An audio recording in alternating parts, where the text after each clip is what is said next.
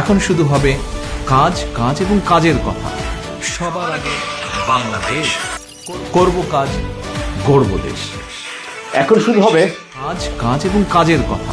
এই পরিকল্পনা যিনি বাস্তবায়ন করবেন, এই স্লোগানটি যিনি ধারণ করছেন যারা রাজনীতিতে, তিনি কিন্তু এরই মধ্যে কাজে নেমে গেছেন।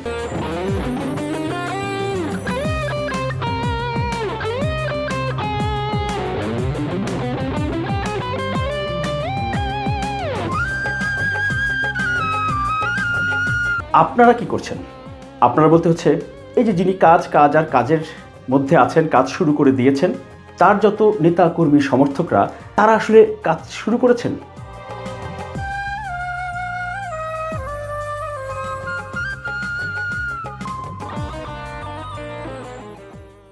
কয়জন কাজ শুরু করেছেন?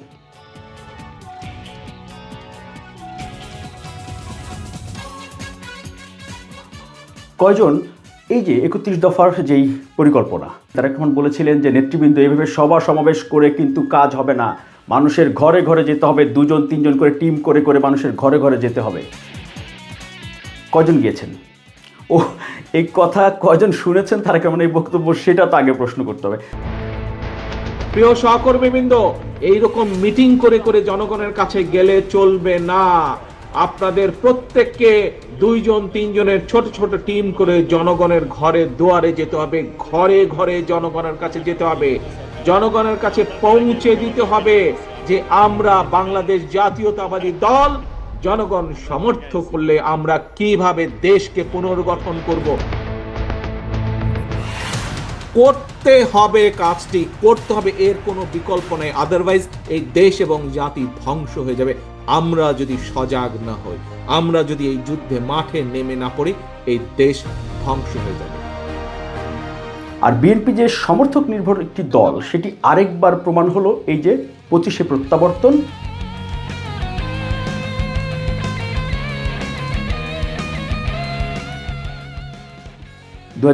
সালের 25 ডিসেম্বর বিজয়ের মাসে বাংলাদেশিদের, বাংলাদেশপন্থীদের যে আরেকটি বিজয়, সেটি হচ্ছে তারেক রহমানকে ওই পূর্বাচলের ওই অভ্যর্থনা মঞ্চে যখন মানুষ দেখল, মানুষের যে স্রোত, মানুষের যে ঢেউ, এটি আসলে চিন্তা করা ছাড়া, এটি নর্মালি দেখে অনেক মানুষ, অনেক সমাবেশ, এটি বলার সুযোগ আসলে নেই। এটি ভাবতে হবে, ভাবনার অবকাশ রয়েছে। কারণ এই মানুষগুলোর হাতে সেলফি ক্যামেরা নেই, মোবাইল ফোন নেই, তারা সেলফি তোলার জন্য, নিজেদের প্রদর্শন করার জন্য তারা আসেননি। তারা এসেছেন তারেক রহমানকে দেখতে, তারেক রহমানকে বুঝতে, তারেক রহমানের কথা শুনতে। এবং সারা দেশ থেকে অসংখ্য মানুষ এসেছেন যারা দলের ব্যানারে বা দলীয় কোনো গাড়িতে বা দলের নেতাদের সাথে তারা আসেননি, নেতাদের মতো আসছেনি তারা। বেশিরভাগ মানুষ এসেছে বিএনপি যারা কর্মী সমর্থক, একেবারে প্রত্যন্ত গ্রাম অঞ্চলের বাচ্চা মেয়েদের, ছোট বাচ্চা ছেলে মেয়েদেরকে নিয়েও তারা এসেছে তারেক রহমানকে দেখতে। কেন জানেন? এই কৃতিত্ব হচ্ছে তারেক রহমানের তৃণমূল রাজনীতি। আসুন আমরা আল্লাহ রাব্বুল আলামিনের দরবারে হাত তুলে প্রার্থনা করি, আমরা জানো হে রাব্বুল আলামিন, হে একমাত্র মালিক। তারেক রহমানের তৃণমূল রাজনীতির শক্তি আরেকবার দেখিয়ে দিয়েছে এই বাংলাদেশ জাতীয়তাবাদী দলের নেতাকর্মী সমর্থকরা। রাজধানীর পূর্বাচলের এই যে 25শে প্রত্যাবর্তন, 25 ডিসেম্বর 2025-এর তারেক রহমানের দেশে ফেরা, দেশের মাটিতে পা রাখা, ঘরের ছেলে ঘরে ফিরে এসেছেন, এই মন্তব্য কিন্তু অনেকেই করেছে।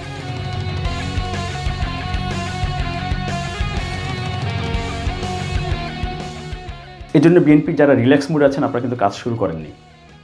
আপনাদের নেতা কাজ শুরু করে দিয়েছেন, উনি একেবারে বিরতিহীনভাবে কাজ করতে থাকবেন, এটি আপনারা নিশ্চিত থাকেন। আপনাদেরও কাজ করতে হবে। বিএনপির নেতা কর্মীরা যারা দায়িত্বশীল আছেন, এই যে কর্মশালা হয়ে গেল না দেশ গড়ার পরিকল্পনার, আপনারা কয়জন কয় বাড়িতে গিয়েছেন? কয়জন কয় বাড়িতে গিয়েছেন? এমন অনেক বাসা বাড়িতে আছে আপনার প্রতিদ্বন্দ্বী প্রতিপক্ষ দলের লোকজন 2-3 বার করে গিয়েছে, মহিলা পুরুষ দিয়ে, আপনারা যাননি। বিএনপির নেতারা কর্মীরা সারা দেশে এবং ঢাকায়, আমার বাসা অ্যাপার্টমেন্টে আশপাশে তো কেউ আসেননি আজ পর্যন্ত। আমাদের দেশের টেলিভিশন, পত্রিকার, ডিজিটাল প্ল্যাটফর্মগুলো কত বেশি দেখাইতে পারে তারেক রহমানের এই প্রোগ্রামটাকে।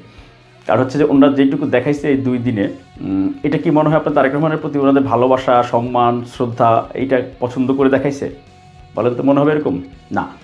বাংলাদেশের বেশিরভাগ গণমাধ্যম তারেক রহমানকে পছন্দ করে দেখাইছেন বা একেবারে ভালোবেসে দেখাইছেন বা গণমাধ্যমের দায়িত্ব হিসেবে দেখাইছেন, এটাও না। বেশিরভাগ, সবাই না কিন্তু বেশিরভাগ গণমাধ্যম আসলে নিজেরা তাদের স্বার্থে, ব্যবসায়িক স্বার্থে, দর্শক স্বার্থে, আবার ব্যবসায়িক বাণিজ্যিক স্বার্থেই তারা তারেক রহমান এই ইভেন্ট বা এই জনসমুদ্র তারা দেখাইছে। কারণ এই এত মানুষ ঢাকা শহরে এর আগে কখনো আসেনি, এত মানুষ একসাথে দেশবাসী দেখেনি।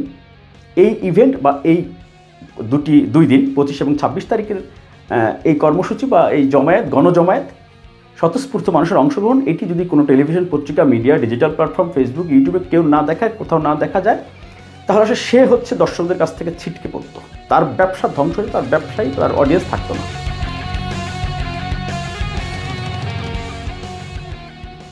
এত সহজ আগামী রাজনীতি নির্বাচন? টেলিভিশনগুলো আপনাদেরকে এই যে অভূতপূর্ব যে জোয়ার এটি দেখিয়েছে তাদের স্বার্থে, আপনাদের স্বার্থে না। এটি বরঞ্চ বিএনপির জন্য ক্ষতি হবে যদি বিএনপি এই জোয়ারে থাকে।